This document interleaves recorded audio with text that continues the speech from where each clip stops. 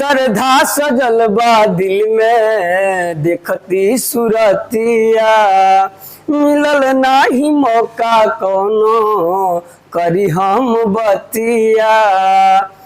एगो हमरो खातिर लाई किल आवे के परी, एगो हमरो खातिर लाई किल आवे के परी, दिल देवरो संग तहरा लगावे के परी, दिल देवरो संग तहरा लगावे के परी।